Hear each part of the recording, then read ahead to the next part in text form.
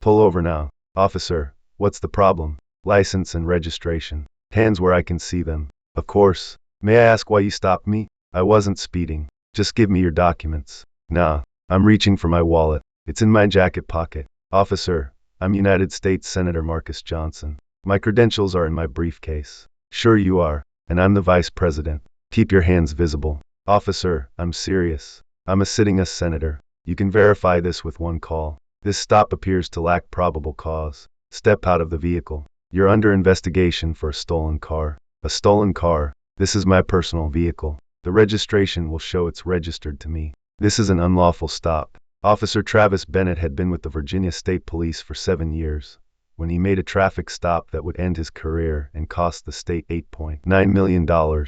He was 31 years old, experienced enough to understand constitutional limits on police authority, but apparently convinced that a black man driving a luxury vehicle at night must be engaged in criminal activity. One Friday evening on Interstate 95 outside Richmond, he pulled over a black man in a Mercedes sedan without reasonable suspicion and manufactured violations that didn't exist. The black man was Senator Marcus Johnson, a 3-term United States Senator with a national profile and a seat on the Senate Judiciary Committee that oversees federal law enforcement. What Bennett did next, refusing to believe Johnson's identification, forcing him from the vehicle without cause, and detaining him on the side of a busy interstate while cars slowed to watch, would become a federal case that triggered congressional hearings on racial profiling and cost Virginia taxpayers nearly $9 million.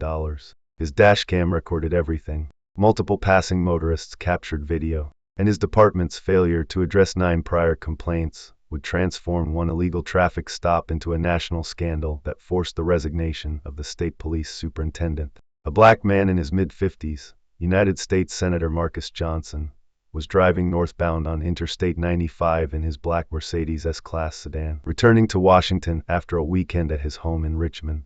His Senate credentials were in his briefcase on the passenger seat. His Senate license plates were clearly visible front and rear. No traffic violation, no erratic driving, no reasonable suspicion, just a senator driving home after visiting constituents. But Officer Bennett saw him through a lens so distorted by racial bias that he couldn't imagine a black man legitimately owned a $70,000 vehicle. Before we continue, where are you watching from? If this is your first time here, please hit that subscribe button. Stories like these need to be shared, and your support helps us bring more truth to light. Interstate 95 runs like a central artery up the East Coast, carrying millions of vehicles annually between Florida and Maine. The stretch through Virginia between Richmond and the D.C. border sees heavy traffic day and night, commercial trucks mixing with commuter vehicles and travelers. The Virginia State Police patrol this corridor aggressively, watching for speeders, impaired drivers, and commercial vehicle violations. It was 8:45 on a Friday evening in late November. The sun had set 2 hours earlier. Traffic was moderate, moving steadily at 70 miles per hour in the left lane and 65 in the right. The temperature had dropped to 40 degrees. Clear night, good visibility, dry roads. Normal conditions for late autumn interstate travel. This stretch of Interstate 95 runs through an area where Virginia State Police have faced repeated allegations of racially disparate traffic stops. The statistics are public record. Black drivers are stopped at rates significantly higher than their percentage of the driving population. The stops frequently involve luxury vehicles. The stated reasons often include vague claims of traffic violations that dashcam footage doesn't support. Civil rights organizations had filed complaints. The ACLU had published reports. The state police had promised reforms. But the stops continued. Senator Marcus Johnson had driven this route hundreds of times over his 18 years in the Senate. He knew the speed limits, knew where troopers like to position themselves, knew to be especially careful about lane changes and turn signal usage. He had been stopped twice before on this stretch of highway, both times released with warnings after producing his Senate credentials. Both times left wondering whether those stops would have happened if he were white. That Friday evening, he was returning from a constituent meeting in Richmond, driving the familiar route back to his apartment in Washington. He had merged onto Interstate 95 at 7:30, settled into the right lane at exactly 65 miles per hour, and was listening to a podcast about foreign policy when he noticed flashing blue lights in his rearview mirror. United States Senator Marcus Johnson had represented Virginia for 18 years fighting for voting rights, criminal justice reform, and accountability in law enforcement. He was in his 3rd term, having been re-elected twice with increasing margins as his profile and effectiveness grew. He sat on the Senate Judiciary Committee, where he questioned Supreme Court nominees and FBI directors about civil rights and constitutional protections. He chaired the Judiciary Subcommittee on Criminal Justice and Counterterrorism, giving him oversight of federal law enforcement agencies and programs. He had authored legislation on police reform, sentencing reform, and ending racial profiling. His speeches on the Senate floor about criminal justice were studied in law schools. His questioning of Attorney General nominees was legendary for its precision and moral force. Prosecutors and law enforcement officials respected his knowledge of the criminal justice system. Defense attorneys and civil rights advocates considered him an ally.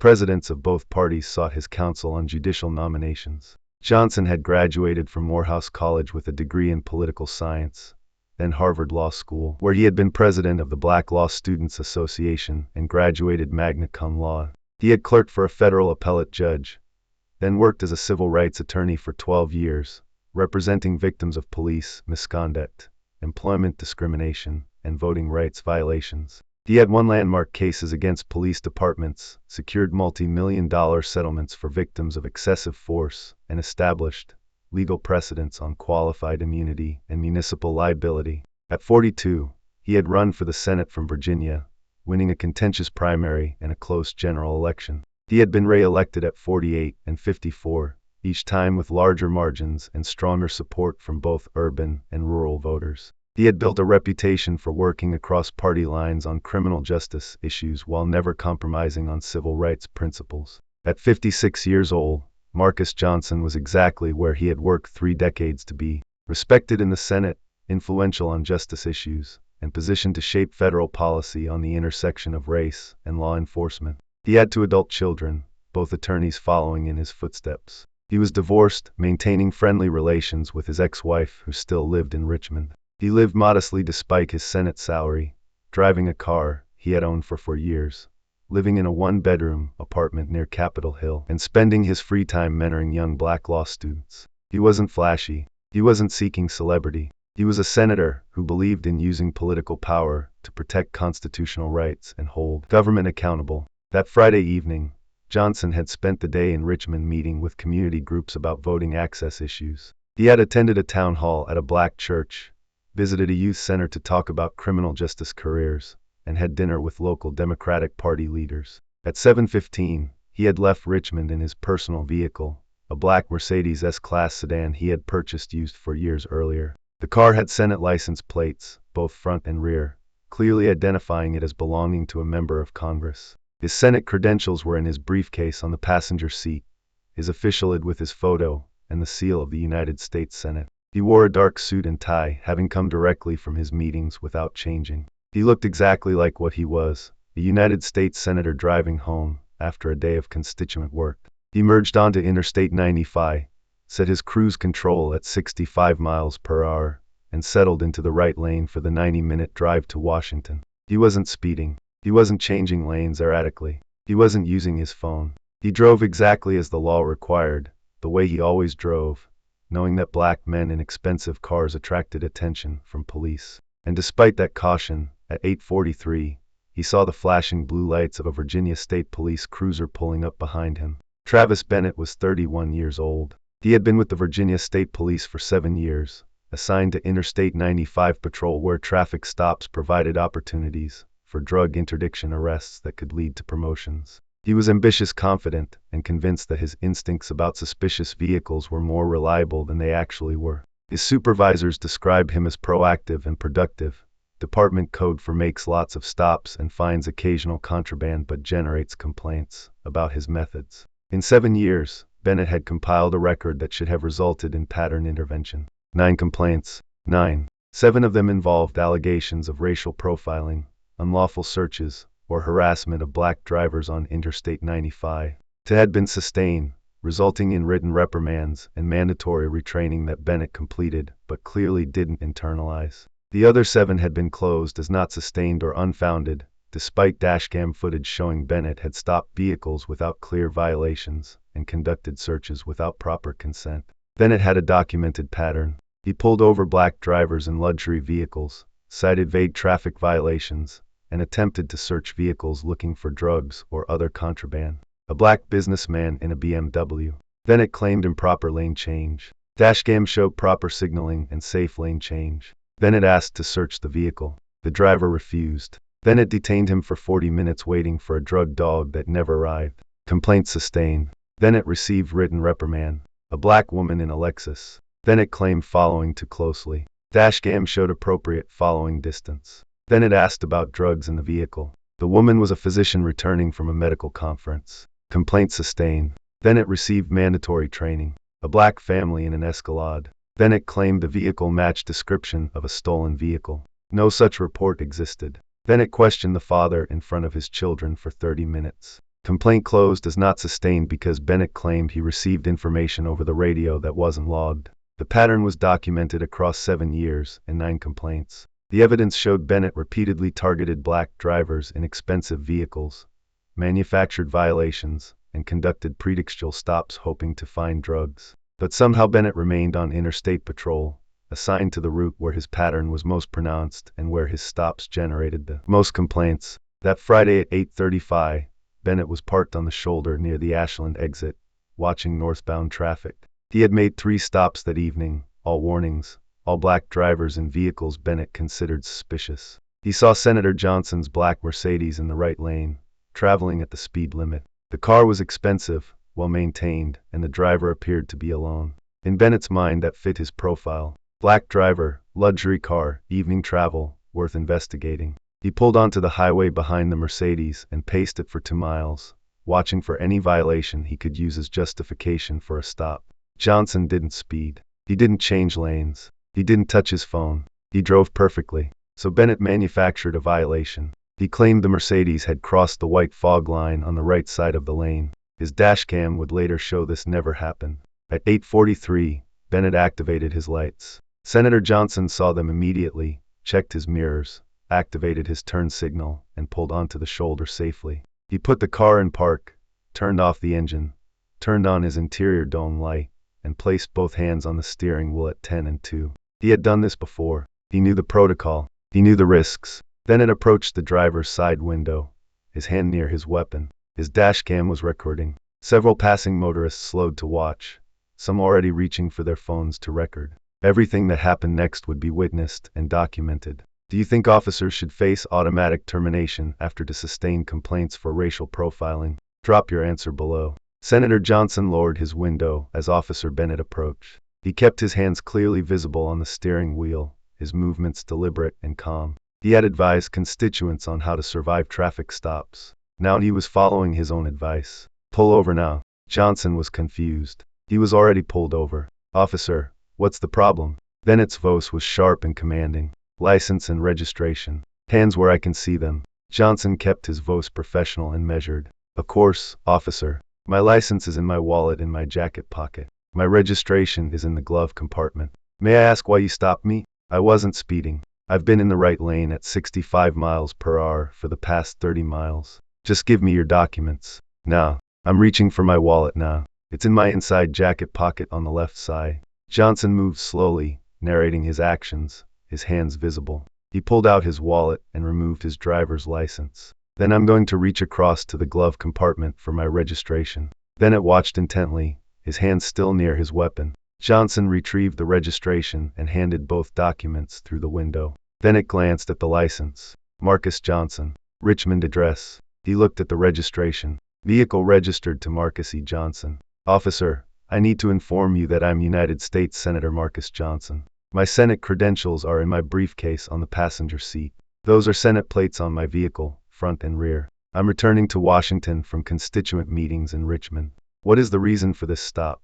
This is where years of racial profiling overwrite evidence. Officer Bennett had pulled over a black man in a luxury vehicle. When Johnson identified himself as a United States Senator, Bennett's mind didn't process legitimate authority. He processed deception. Despite the Senate license plates, despite the professional attire, despite the calm demeanor and articulate speech, Bennett had already decided this was a suspicious vehicle, and the driver must be lying. Sure you are, and I'm the vice president. Keep your hands visible. Johnson felt anger rising but kept his voice controlled. Officer, I am serious. I am United States Senator Marcus Johnson from Virginia. I have represented this state for 18 years. I chair the Senate Judiciary Subcommittee on Criminal Justice. You can verify my identity with one phone call to your dispatch or to the Capitol Police. Those are official Senate license plates on my vehicle. Bennett looked at the license plate for the first time. It read a Senate with a number. Standard Congressional plates. Bennett's expression hardened. Anyone can get vanity plates made. Step out of the vehicle. Those aren't vanity plates. Those are official government plates issued by the Senate Sergeant at Arms. Officer Bennett, Johnson read his nameplate. You are making a serious mistake. I'm happy to show you my Senate credentials. They're in my briefcase. But I need to know the legal basis for this stop. You're under investigation for a stolen vehicle. Step out now. Johnson couldn't believe what he was hearing. A stolen vehicle. Officer, run the registration. It will show this vehicle is registered to me. It's my personal car. I've owned it for 4 years. There are no stolen vehicle reports on this car. Step out of the vehicle now or I will remove you. Several cars had slowed as they passed. A truck driver in the right lane had pulled onto the shoulder 200 yards ahead, phone out, recording. A woman in a sedan had her phone pressed against her window as she drove slowly past. The stop was being documented by multiple witnesses. Officer, I'm complying under protest. This is an unlawful stop. You have not articulated reasonable suspicion or probable cause. I am a United States Senator, and you are detaining a member of Congress without legal justification. Johnson opened the door slowly and stepped out, hands visible. He wore a dark suit, white shirt, and red tie. Senatorial attire. Professional, authoritative, unmistakable. His Senate credentials in their official leather case were visible on the passenger seat through the window. Turn around and put your hands on the vehicle. Officer, before you do something that will end your career and create a national incident, I'm asking you one more time to verify my identity. Call your supervisor. Run my name through your system. Look at my Senate credentials. Look at my license plates. Make one phone call. Then it grabbed Johnson's wrist and pulled his arm behind his back. I don't need to verify anything. You match the description of a stolen vehicle suspect. What description? Johnson's voice rose slightly. What suspect? You're making this up as you go because you saw a black man in a Mercedes and assumed I must be a criminal. Stop resisting. I'm not resisting. I'm standing still with my hands visible. Officer Bennett, you are violating the constitutional rights of a United States Senator who has spent 18 years fighting police misconduct. You are giving me a textbook example of racial profiling, and it's all being recorded by your dashcam and by multiple witnesses. Should officers be required to verify identity before detaining elected officials? Let me know what you think. Bennett pulled Johnson's other arm back and handcuffed him. The metal cuffs clicked shut, tight against Johnson's wrists. Traffic continued to pass, cars slowing, phones recording, witnesses watching a United States Senator being detained on the side of Interstate 95.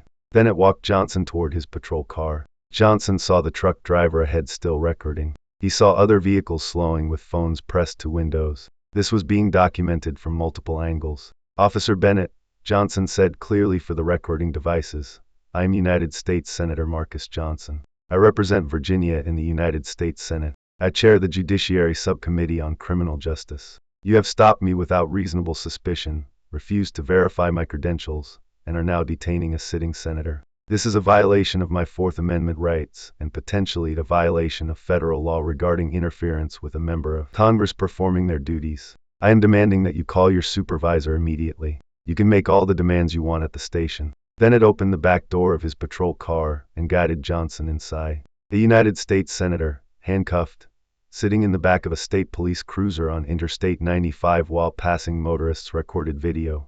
That would be national news within hours. Bennett got into the driver's seat and picked up his radio to notify dispatch he was transporting one person. Before he could speak, his radio crackled with urgent traffic. All units, be advised, we are receiving multiple calls about a traffic stop on northbound 95 near mile marker 84. Caller's State of Virginia State Police Unit has detained someone claiming to be Senator Marcus Johnson. Unit 7 Charlie 15, confirm your status immediately. Bennett's hand froze on the radio. He looked in the rearview mirror at Johnson sitting calmly in the back seat, hands cuffed behind him, expression controlled but showing the strain of maintaining composure. I told you, Johnson said quietly. I told you exactly who I was. I told you to verify before you made this mistake. Now call your supervisor and prepare to explain how you arrested a United States Senator for driving home from work. Bennett sat in silence for 15 seconds. Then his radio crackled again, a different voice, sharper and more urgent. Unit 7 Charlie 1-5, this is Captain Rodriguez. Confirm immediately whether you have detained Senator Marcus Johnson. Bennett picked up the radio with a shaking hand. Affirmative, Captain. I have someone in custody who claims to be Senator Johnson. I stopped the vehicle for crossing the fog line and possible stolen vehicle investigation. Did you verify his identity before detaining him? Silence. Bennett, did you check his credentials? Did you run his license plate? Did you verify anything before you put a sitting United States Senator in handcuffs? Negative, Captain. He claimed to be a senator, but I thought, stay exactly where you are. I'm en route with the superintendent. Do not move. Do not transport. And do not make this worse than it already is. Within 12 minutes, 2 additional state police vehicles arrived. Captain Maria Rodriguez, a 24-year veteran, and Superintendent James Mitchell, who had held the top position in the Virginia State Police for 6 years. Rodriguez went directly to Bennett's patrol car and opened the back door. She recognized Senator Johnson immediately. She had testified before his committee twice on state-federal law enforcement cooperation. Senator Johnson, I apologize profusely. This should never have happened. Captain Rodriguez, Johnson's voice was steady, but the anger was unmistakable. Officer Bennett stopped me without reasonable suspicion. He refused to verify my identity despite my Senate credentials and license plates. He manufactured a stolen vehicle investigation that doesn't exist. He handcuffed me on the side of a public highway while dozens of people recorded video. And he did it because he saw a black man in a nice car and assumed criminal activity. Rodriguez unlocked the handcuffs immediately. Deep red marks circled both of Johnson's wrists where the metal had pressed into his skin. Johnson rubbed his wrists and stepped out of the patrol car. Superintendent Mitchell approached, his face a mixture of embarrassment and fury. Senator, I have no excuse for this. We will conduct a full investigation, and I will personally report the findings to your office and to the governor. Superintendent Mitchell, Johnson's voice carried the authority of 18 years in the Senate. This is not an isolated incident. This is Officer Bennett's 9th complaint in 7 years. 7 of those complaints involve black drivers. 2 were sustained, and he's still on patrol making the same stops, using the same pretextual justifications. This isn't about one officer making a mistake. This is about a system that allows officers with clear patterns to continue violating rights until they stop someone who has the power to demand accountability. Mitchell had no response. He knew Bennett's record. He knew the pattern should have triggered intervention years ago. Rodriguez walked to where Bennett stood by his patrol car, his career visibly ending in real time. Bennett, give me your weapon badge and credentials. You're on administrative suspension effective immediately. Return to headquarters. Do not make any statements, and contact your union representative. Bennett handed over his equipment without speaking. He got into his patrol car and drove away, leaving his superintendent and captain standing on the shoulder with a United States senator, whose constitutional rights he had violated on camera. Should officers who detain elected officials without verification face immediate termination? Drop your answer. Within 6 hours, the videos had exploded across social media and cable news. Footage from the truck driver showed the entire stop. Officer Bennett approaching with his hand on his weapon. Senator Johnson calmly identifying himself and offering credentials. Bennett refusing to verify.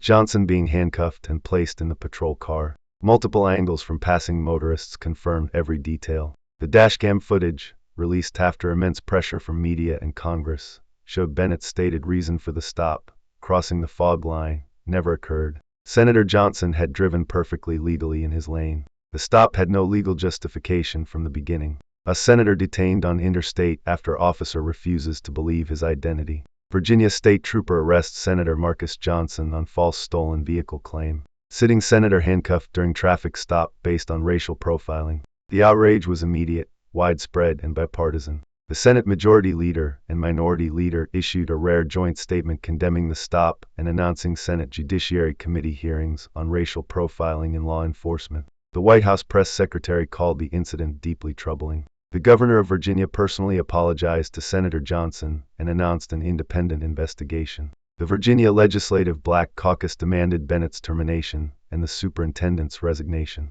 Civil rights organizations called for federal civil rights charges. Law enforcement groups were notably silent, unable to defend the indefensible. Bennett was placed on unpaid administrative leave within 24 hours. The Virginia State Police launched an internal affairs investigation. The U.S. Attorney's Office began reviewing whether federal charges for deprivation of rights under color of law were warranted. The FBI's Civil Rights Division opened an investigation into whether Bennett's pattern of stops violated federal civil rights statutes. Bennett released no public statement. His attorney issued a brief comment stating Bennett had acted in good faith based on his observations. That statement was ridiculed nationally after dashcam footage showed no traffic violation occurred. Senator Johnson held a press conference 48 hours after the incident. Standing in front of the Capitol, flanked by civil rights leaders and fellow senators, he delivered remarks that would be quoted in law schools and policy debates for years. I am a United States Senator. I have a law degree from Harvard. I chair a subcommittee that oversees federal law enforcement. I was wearing a suit. I was driving a car with Senate license plates. I identified myself clearly and offered credentials. And I was still handcuffed on the side of a highway because Officer Bennett saw a black man in a NASCAR and assumed I was a criminal. If this can happen to me, with all my privilege and power, what happens to every other black driver who doesn't have Senate credentials? What happens to the young black man driving home from his job? What happens to the black woman taking her children to school? What happens to people who can't call the governor or make national news? That's what this case is about. Senator Johnson filed a federal civil rights lawsuit 8 weeks later, naming Officer Travis Bennett, Captain Maria Rodriguez for supervisory failure, Superintendent James Mitchell, and the Virginia State Police. The claims were comprehensive and unprecedented. Unlawful seizure without reasonable suspicion in violation of the Fourth Amendment. Deprivation of civil rights under color of law. Racial profiling in violation of the Equal Protection Clause. False imprisonment under Virginia law. Intentional infliction of emotional distress. Violation of speech or debate clause protections for members of Congress. Municipal liability for failure to address Bennett's pattern despite 9 complaints over 7 years. The complaint included Bennett's complete record. 9 complaints in 7 years. 7 involving black drivers. To sustain with minimal consequences. The complaint included internal emails showing supervisors had discussed Bennett's pattern but concluded retraining was sufficient. The complaint included expert testimony on racial profiling, showing Bennett's stop rate of black drivers was statistically impossible to explain without racial bias. The pattern was documented across 92 pages that read like an indictment of the entire department. Virginia's attorneys reviewed the evidence and reached an immediate conclusion. Indefensible. The dashcam showed no traffic violation. The video showed Bennett ignoring Senate plates and credentials. The complaint history showed a pattern the department had ignored. The plaintiff was a sitting United States Senator with national credibility. The state settled within 10 months, paying $8.9 million to Senator Marcus Johnson. The settlement included sweeping reforms, mandatory verification of identity and vehicle registration before any stop proceeds beyond initial contact, immediate suspension for any officer with to sustain complaints for racial profiling, all dashcam footage reviewed by supervisors within 48 hours of any stop. Quarterly analysis of stops by race and vehicle type with public reporting. Independent monitor with full access to stop data and complaint files. Federal oversight of training and supervision for 5 years. Officer Travis Bennett was terminated 9 weeks after the incident. The termination letter was unequivocal. Officer Bennett conducted an unlawful traffic stop without reasonable suspicion, falsely claimed a traffic violation that dashcam footage disproves, refused to verify the identity of a United States Senator despite Senate license plates, and offered credentials, and engaged in racial profiling. Officer Bennett's record includes 9 complaints in 7 years with clear pattern of targeting black drivers. Despite the sustained complaints and multiple warnings, Officer Bennett's conduct did not improve. His employment is terminated immediately, and he is permanently barred from employment with any Virginia law enforcement agency. Superintendent James Mitchell resigned under pressure 6 months later. His failure to address Bennett's pattern had enabled a national scandal. Bennett's name was entered into the National Decertification Index. His law enforcement career ended at 31. He would never work in law enforcement again anywhere in the country. Should states face additional financial penalties when officers with documented patterns violate federal officials' rights? Let me know in the comments. Senator Marcus Johnson testify at his own Senate Judiciary Committee hearing examining racial profiling in law enforcement. The hearing room was packed with senators, law enforcement officials, civil rights leaders, and national media. His testimony was personal, powerful, and devastating. I have spent 18 years in the United States Senate fighting for civil rights and criminal justice reform. He paused, letting the weight of those years settle over the room. I have questioned attorneys general about their commitment to equal justice. I have challenged Supreme Court nominees on qualified immunity. I have authored legislation to end racial profiling. And on November 18th of last year, I became a statistic in the very problem I've spent my career trying to fix. His voice remained measured but carried undeniable force. I was driving home on Interstate 95. I was obeying every traffic law. I was in my personal vehicle with Senate license plates. And Officer Travis Bennett pulled me over for a violation that never happened, refused to believe I was a senator despite my credentials, and handcuffed me because I'm a black man in an S car. He looked at his colleagues on the committee. Officer Bennett had 9 complaints in 7 years. 7 involving black drivers. To sustained. And the Virginia State Police allowed him to continue making stops until he detained a United States senator on national television. That's not one officer's failure. That's systemic failure at every level of supervision. The room was silent. Virginia paid $8.9 million to settle my lawsuit. That's accountability. Officer Bennett was terminated. The superintendent resigned. That's consequence. But money and resignations don't change what happened. They don't restore my sense of safety driving in my own state. They don't answer the question my constituents ask me. If they did this to you, what will they do to us? One more pause, deliberate. This hearing needs to produce real change. Not more studies. Not more promises. Real legislative action that makes racial profiling a federal civil rights violation with serious consequences. Real oversight that removes officers after 2 complaints instead of 9. Real accountability that makes departments pay attention before they create the next viral video. The hearing room remained silent. Then his colleagues on both sides of the aisle began nodding. The hearing produced bipartisan legislation that passed 6 months later. Should racial profiling traffic stops trigger automatic federal investigations when they involve elected officials? Drop your answer. This wasn't just about one traffic stop on one Friday evening. This was about a system that allowed Travis Bennett to patrol Interstate 95 for 7 years despite 9 complaints, showing a clear pattern of targeting black drivers.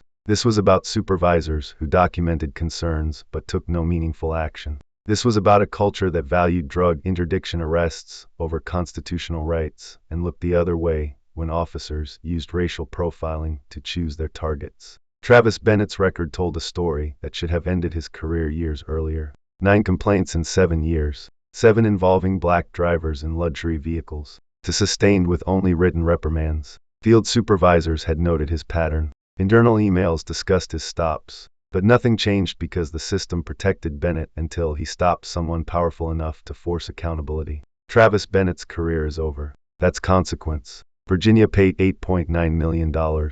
That's accountability. The superintendent resigned and the department faces federal monitoring. That's reform. But money doesn't undo the violation of being handcuffed on a public highway because an officer decided you were too black to own your car. Resignations don't restore dignity. Reforms don't erase the reality that even Senate credentials weren't enough to prevent arrest when an officer had already decided guilt based on race. The real question is what changes now. Do police departments finally remove officers after 2 sustained complaints instead of 9? Do they finally analyze stop patterns and intervene before officers create constitutional violations? Do supervisors finally take documented concerns seriously instead of filing them away? Do we finally acknowledge that black drivers face a different reality on American roads, where expensive cars attract suspicion instead of respect? Because if we don't fix the system that kept Bennett on patrol for 7 years, if we don't address the culture that taught him to see black drivers as suspects, then we're just waiting for the next officer, the next stop, the next senator or citizen whose rights get violated while cameras roll and the nation watches. Senator Johnson got justice because he had power, platform, and the ability to demand change. But justice shouldn't require Senate credentials. It should be guaranteed by the Constitution and enforced by officers who see people instead of profiles. Comment if you believe this should be federal law. Officers with 2 sustained complaints for racial profiling face automatic termination and nationwide decertification. And if you think these stories need to be told, if you believe accountability requires pressure from people who refuse to accept the status quo, then hit that subscribe button. We're not stopping. We're going to keep exposing patterns that departments ignore. We're going to keep demanding that 2 complaints mean removal, not retraining. We're going to keep fighting for senators, citizens, and everyone who deserves to drive without being profiled. This isn't just about one trooper or one senator. It's about all of us and the America we choose to create. one where your credentials don't matter if your skin makes you suspicious, or one where constitutional rights protect everyone equally on every highway in every state.